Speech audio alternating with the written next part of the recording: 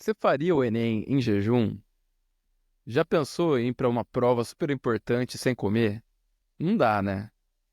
Imagina então você ir para uma reunião super importante do seu trabalho, só que você tá com aquela puta dor de barriga, você precisa muito ir no banheiro, só que você senta com o cara e você tem que conversar com ele, você tem que negociar, só que você não aguenta, que você só consegue pensar naquilo.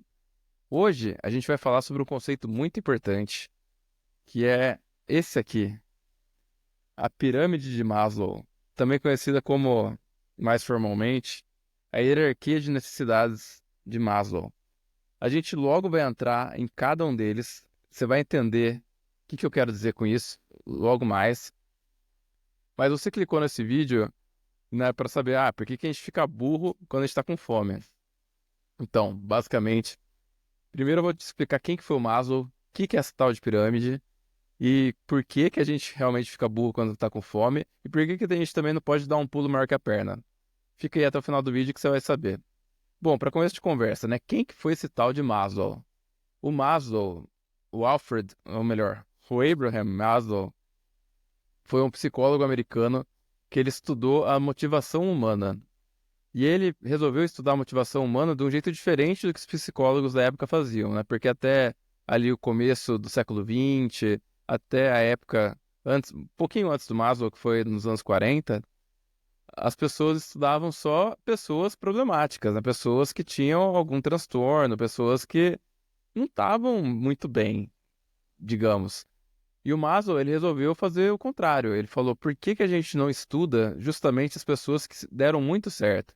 Por exemplo, estudar um Henry Ford, um Santos Dumont, estudar exemplos, né?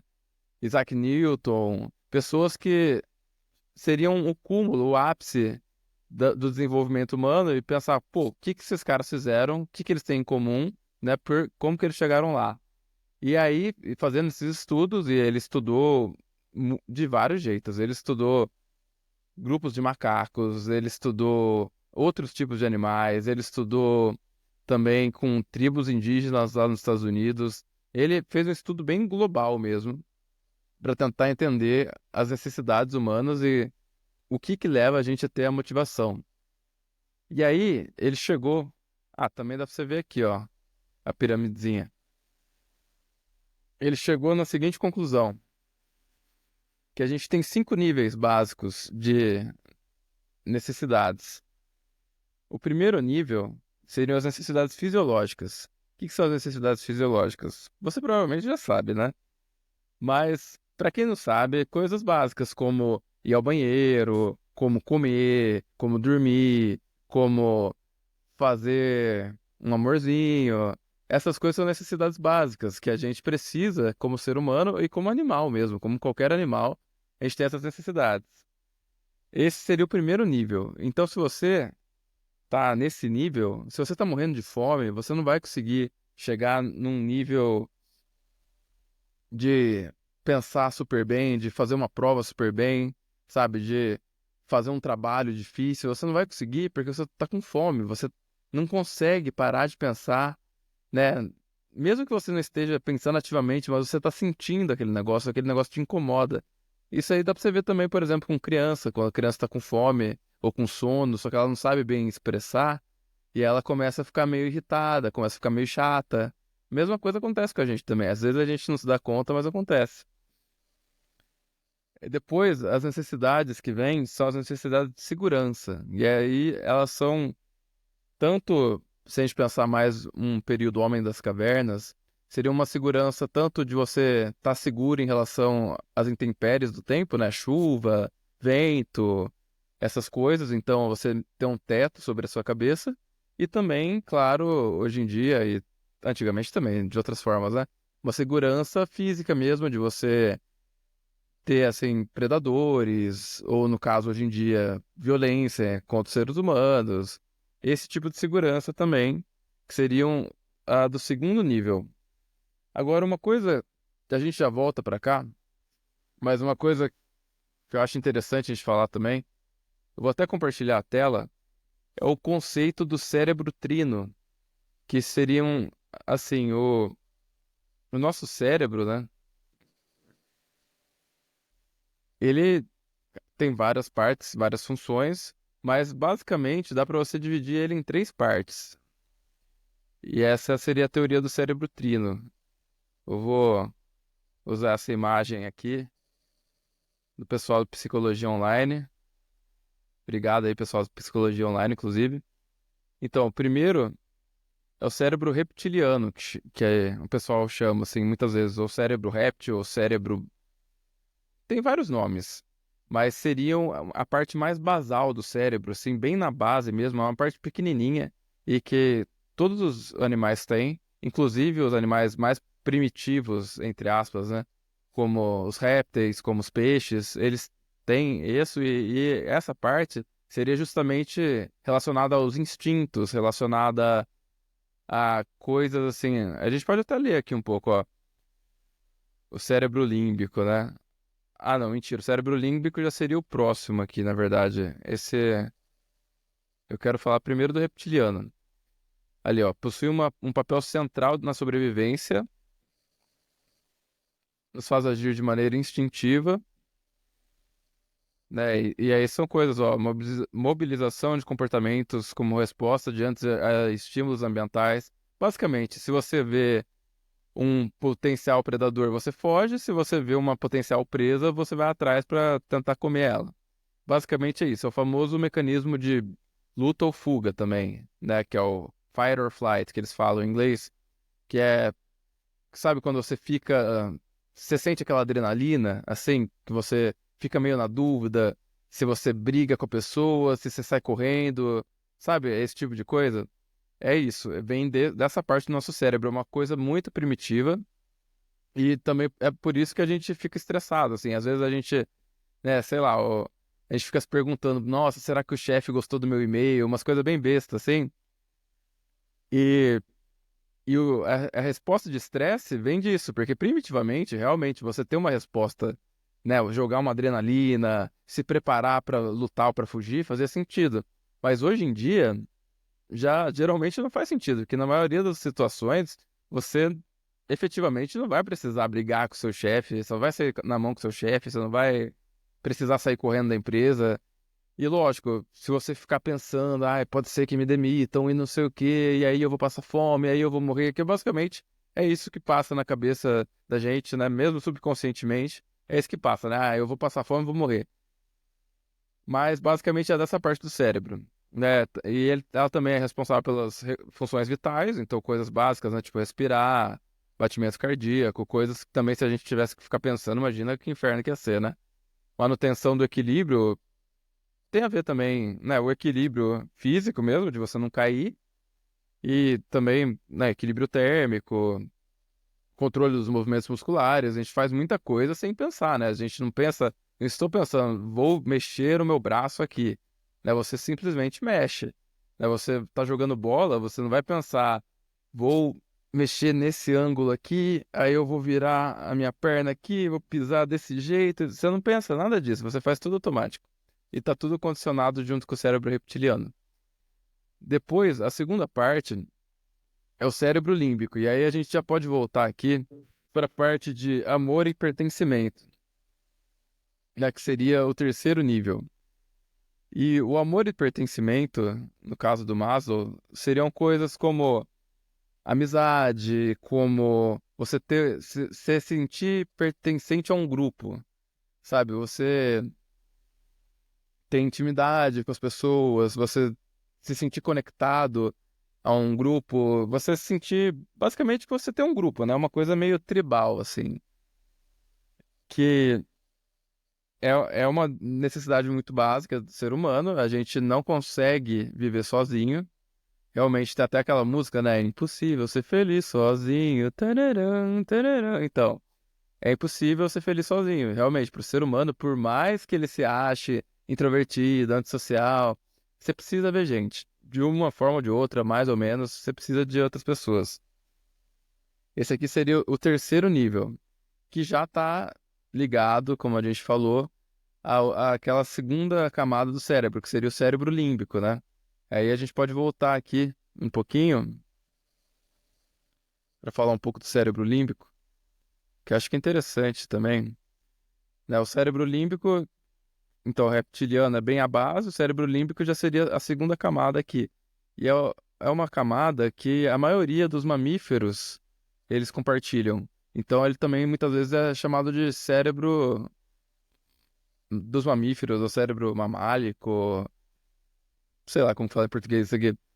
Mas, resumindo, que ele é uma parte ligada à expressão emocional, a demonstrações afetivas, a respostas emocionais e ciclos sociais. Você está vendo, tudo a ver com amor e pertencimento, tudo a ver com grupo, tudo a ver com você, né, como você se vê em relação ao grupo, no caso. Então, se você for ver, é até interessante que o próximo vai ser autoestima, mas a gente se vê primeiro em relação ao grupo. Então, se você não se sentir seguro em relação ao grupo que você faz parte, ou se você sente que você não faz parte de nenhum grupo, é por isso que você está aqui.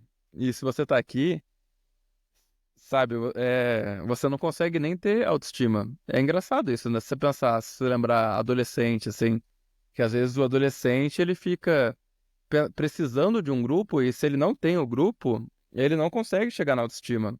Às vezes, até depois que você é mais velho, você até meio que consegue passar um pouco isso e você ter autoestima independente dos grupos. É até bom às vezes, porque tem muito grupo também que te puxa para baixo. Mas quando você é mais novo, você ainda está nessa camada, você precisa passar por isso. Então, aqui na participação dinâmica de grupo, empatia, o sentimento de se apaixonar e tem a ver com o declínio dos níveis de estresse. Tá, ok. Então, esse cérebro límbico, então, que a gente estava falando, ele já é mais avançado em relação ao reptiliano, né? Reptiliano é um cérebro de bichos, principalmente répteis, peixes, aves, mas as aves já estão um pouco mais avançadas, né? De cognição, tem alguns pássaros que são muito inteligentes. Pelo menos, assim, inteligência que a gente também, às vezes, é meio narcisista, né? Como ser humano, às vezes a gente pensa, inteligência é só inteligência do tipo inteligência humana. Por isso que a gente, às vezes, vê um golfinho, que é um animal muito social, que conversa entre eles. E a gente fica falando, nossa, olha como o golfinho é inteligente, né? Mas outros bichos também são inteligentes, eles são inteligentes da maneira deles, né?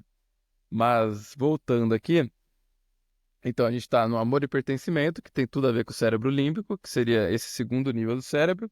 Eu vou até começar a anotar aqui, né? Basicamente, então, vou colocar uma divisão, porque a segurança, eu acho que ela está na divisão entre os dois. Aqui seria o cérebro reptiliano e aqui seria o cérebro límbico. E agora, as próximas camadas, né? As duas últimas camadas da pirâmide, acho que assim, voltando no começo, antes da gente seguir, acho que já deu para entender, né? Como assim, se você tá precisando ir no banheiro, se você tá com fome, se você tá com muito sono, como que isso vai te atrapalhar aqui? As necessidades fisiológicas não te deixam se sentir plenamente seguro e não te deixam também pensar muito em relação ao pertencimento, porque você tem prioridades. A prioridade naquele momento é você fazer a necessidade básica, porque vem do cérebro reptiliano. Depois, num segundo momento, você já entra nas necessidades de amor, de pertencimento e começando aqui para autoestima.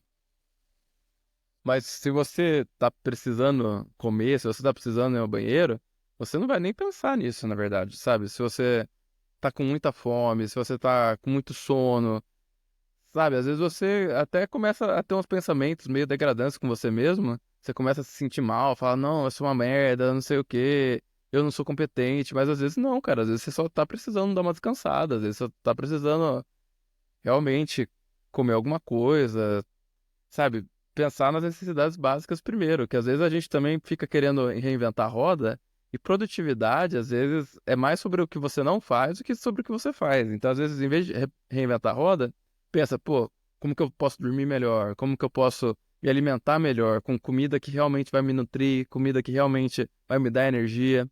Como que eu posso fazer exercício também? Porque o exercício te dá mais energia, é meio paradoxal, mas quanto mais exercício você faz, mais energia você tem. Então, pensar nessas coisas também, né? Porque senão a gente fica, às vezes, se iludindo com as coisas, se iludindo que vai achar a chave mágica da produtividade, não sei o quê. E aí é isso também que é engraçado, né? Que os caras falam, ai, mas os gurus da produtividade, não sei o quê. Se você for parar pra ver, muitas vezes eles estão falando coisa básica. Porque é. Porque na verdade a gente que complica. A vida é muito mais fácil que a gente, sabe? A gente acaba complicando a nossa própria cabeça às vezes. Ou pra tentar fugir do, da solução que realmente funciona, né? A gente quer inventar alguma coisa, uma mirabolante, uma grande solução, e muitas vezes é só você fazer o básico bem feito, que você já tá ali 80%. Inclusive, próximo vídeo a gente pode falar da regra ou princípio de Pareto. Mas enfim, né? Depois desse grande parêntese, espero que você ainda esteja aqui.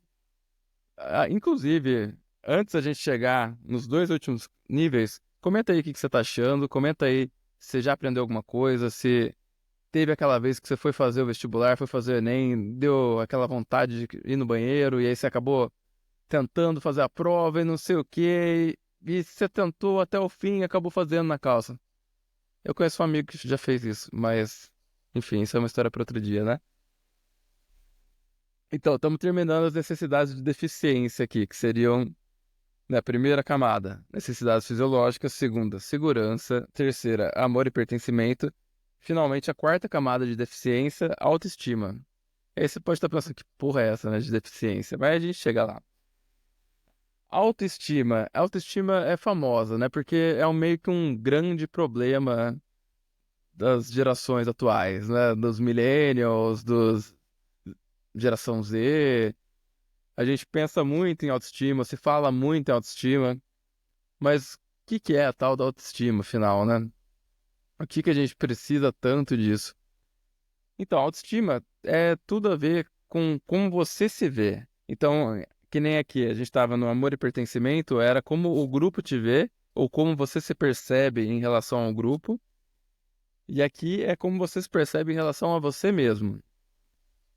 Então, você precisa galgar essa etapa primeiro. É engraçado também, se você pensar no desenvolvimento de uma criança também, tem muito a ver isso, né? Porque ela começa aqui aprendendo com as necessidades fisiológicas, aprendendo a falar, eu preciso comer, preciso, né, eu sujei a fralda, preciso dormir. E aí ela vai subindo aqui para segurança, ela vai subindo para amor e pertencimento, né? Te amo mamãe, te amo papai. Ela se vê em relação ao grupo, com a família, com os irmãos, com os amiguinhos. E até que chega na autoestima, que é uma coisa que já começa a desenvolver, mas ela fica mais latente na fase de adolescência, que é quando você começa a realmente pensar, cara, daqui a pouco eu vou precisar depender mais de mim mesmo. Eu não vou poder depender tanto dos outros, dos adultos. Então, é uma fase de transição que realmente essa parte fica muito importante, da autoestima. E a autoestima seriam coisas como a confiança, né? A autoconfiança, você confiar em você mesmo, você confiar que você consegue superar os desafios da vida. Você é sobre é, realizações. Então, por exemplo, passar numa prova, conseguir um emprego, conseguir uma namorada, sei lá, o que você vê como realização, né? Sei lá, você gosta de correr. Vou correr um 10K, vou correr um 20, uma meia maratona, né? 21 e pouco. Seriam necessidades de autoestima, porque precisar, você não precisa, às vezes. Muita coisa a gente inventa pra gente mesmo, né? Como desafio. Mas são necessidades que você mesmo cria e que é você com você mesmo. Também tem a ver com o respeito dos outros, mas não num sentido que nem aqui. Aqui, no amor e pertencimento, é uma coisa mais um grupo mais próximo de você. Família, amigos mais próximos. O você se vê em relação a outras pessoas, ou o respeito de outros aqui, é uma coisa mais assim, um respeito da sociedade, status, sabe? Uma hierarquia de poder dentro de uma empresa, por exemplo, ou de um exército, alguma coisa assim, sabe? Essas hierarquias sociais dentro de um grupo. Aí já tá mais aqui, que na sua própria família, geralmente, Espero, né? Pelo amor de Deus. Espero que você não tenha tanto problema dentro da sua família, mas geralmente é mais tranquilo isso aqui. Isso aqui já é mais uma coisa assim, você ter uma rivalidade com alguém, você ficar se medindo em relação àquela pessoa. E tem a ver também com a necessidade, aí volta para adolescência, né? De você ser visto como ser visto e também você se sentir um indivíduo único, uma pessoa independente. Tem tudo a ver com as necessidades de autoestima aqui. Então, esses quatro níveis primeiros, fisiológica, segurança, amor e pertencimento, autoestima, são o que o Maslow chamava de necessidades de deficiência, que são as necessidades mais básicas e que você precisa. É, é fácil de entender, assim. É como assim, se você está com fome, você precisa comer. Se você não tem um teto para morar, né, para você, um lugar seguro para você dormir, você precisa arranjar esse lugar seguro, senão vai ficar sempre na sua cabeça, eu preciso de um lugar seguro para dormir, senão você não vai conseguir, né, você não vai conseguir sair daquilo.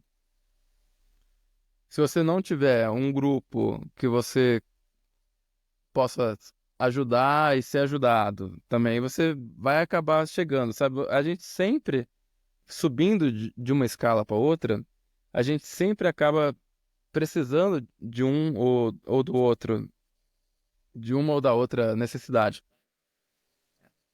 Até que a gente chega aqui. Essa aqui é especial, que seria a autorrealização. Ela é a única, que é o único tipo de necessidade que ele chama de necessidade de crescimento, que é uma coisa que aí já está, é o pináculo, é o topo da pirâmide, é o cume da montanha, é o Everest, assim. Se aqui fosse o Everest da vida, a pirâmide de Maslow fosse o Everest da vida, esse aqui é o nível máximo. Que é quando você se sente, cara, eu sou muito foda, não sei o quê, eu sou o cara. Esse é o nível. E se sentir de verdade, tá? Não é aquele se sentir meio que a gente às vezes quer passar uma imagem de alguma coisa que a gente não é pros outros, para parecer que a gente é melhor do que a gente é, ou do que a gente acha que a gente é. Não, isso aqui é uma coisa de verdade. E aí que vai entrar coisas como moralidade, como criatividade, espontaneidade, aceitação, e tem a ver também muito com autoaceitação, mas se você não se aceitar, você não consegue aceitar os outros, sabe? Aquelas pessoas que ficam julgando muito os outros, ficam muito falando mal dos outros, não sei o quê. Muitas vezes não, geralmente, geralmente não também. Toda vez, cara. Quem faz isso é porque a pessoa não tá bem com ela mesma. Você acha que aquelas velhas chatas que ficam fazendo fofoca dos outros, elas estão bem com elas mesmas? Não estão. Por isso que elas fazem fofoca, porque a única coisa que elas têm é pra elas acharem.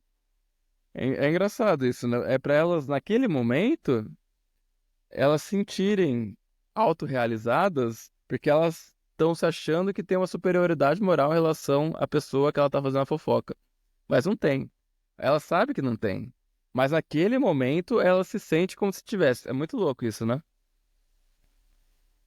E aí também o que mais que tem aqui? É propósito, significado,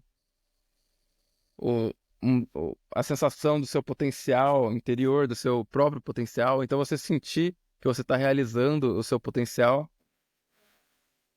Essas seriam as necessidades de autorrealização. São os momentos que a gente realmente está no auge da experiência humana, que foi o que o Maslow começou a história, né? Tentando descobrir qual que é o auge da experiência humana e como que a gente pode modelar para tentar fazer igual esses caras fizeram, para a gente ser mais que nem esses caras, né? E não, ao contrário do Freud, que estava vendo assim pessoas com problemas mentais, pessoas com distúrbios, e ele estava estudando aquilo. O Maslow não, ele foi querer estudar a parte, entre aspas, boa, estudar como a gente pode chegar ao máximo, né? Então ele chegou nas necessidades de deficiência, que são os quatro níveis de baixo, e chegou na necessidade de crescimento, que é a da autorrealização. Para chegar nisso, ele estudou cachorros, ele estudou macacos, ele estudou vários grupos humanos, vários grupos de todos os estratos sociais, diferentes culturas, e até que ele chegou nessa pirâmide, nessa hierarquia de necessidades, que é muito. É uma ferramenta muito interessante para você pensar, porque você consegue pensar na sua própria vida, cara, por que que eu me senti assim? Se você pegar pra pensar, é aquele momento que eu fiquei irritado, aquele momento que eu fiquei puto, aquele momento que eu fiquei triste, por que será que foi? E geralmente você consegue encontrar que foi em alguma dessas necessidades você se sentiu, naquele momento pelo menos, você se sentiu diminuído, né? Então muitas vezes na autoestima, ou você se sentiu que você não estava seguro, e isso pode ser uma segurança tanto física, uma segurança de fato, como pode ser uma coisa emocional. Você emocionalmente não se sentiu seguro. Pode ser uma coisa fisiológica, que nem a gente começou falando sobre você estar com fome, você estar com sono, você fazer muito tempo que você não tem, né? Você tá. Até coisas mais básicas que eu tô olhando aqui num outro diagrama aqui.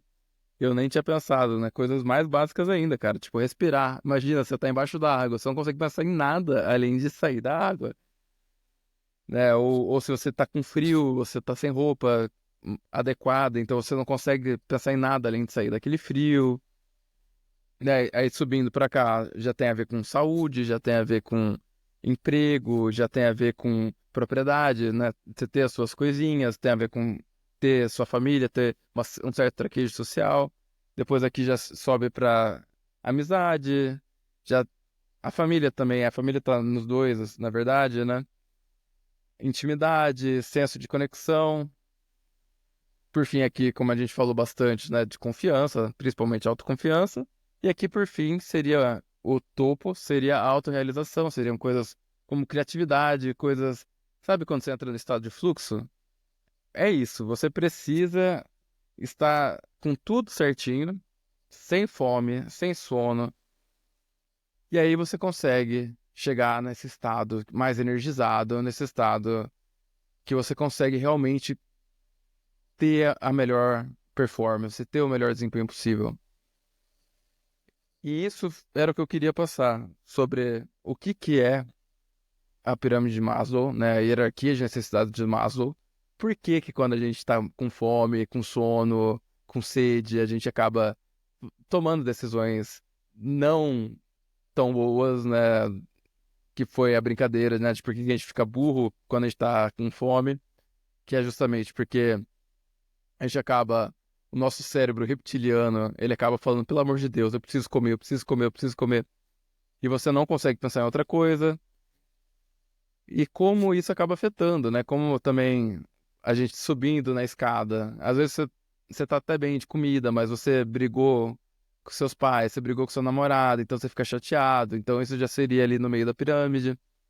E como, com certeza, se você pensar na sua vida, vários momentos você queria fazer alguma coisa, você queria ser produtivo, entre aspas, mas você não estava bem por qualquer motivo, né? Tem várias razões e a gente falou de várias delas, mas você não estava bem. Então, às vezes, é mais fácil você resolver o problema que está te atrapalhando do que você ficar pensando, cara, eu preciso ser produtivo, eu preciso fazer mais, eu preciso produzir mais, eu não sei o quê. E a gente vive numa sociedade doente, que a gente acaba achando que é uma obrigação nossa, 100% do tempo, ser um robô que tá ali 24 horas, 7 dias por semana, 365 dias por ano.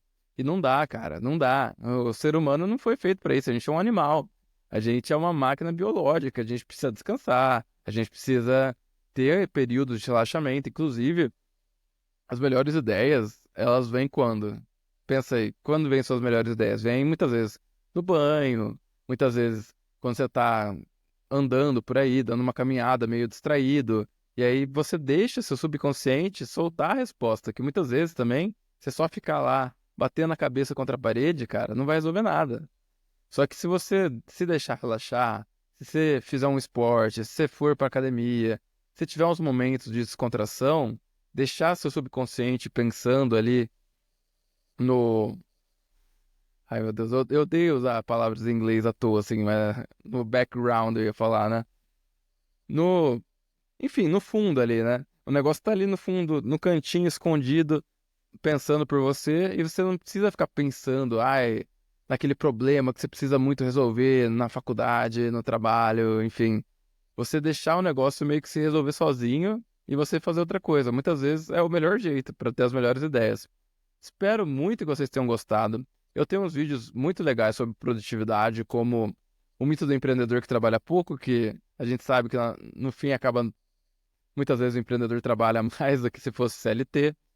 Tem também vídeos como você é muito mais importante, você é muito melhor do que você imagina, que tem a ver também um pouco com autoestima, com outras coisas que a gente falou. Tem o você é produtivo ou só ocupado, ou também conhecido como nada acontece feijoada, sobre aqueles dias que a gente às vezes fica se perguntando, né? O que que eu fiz hoje, mano?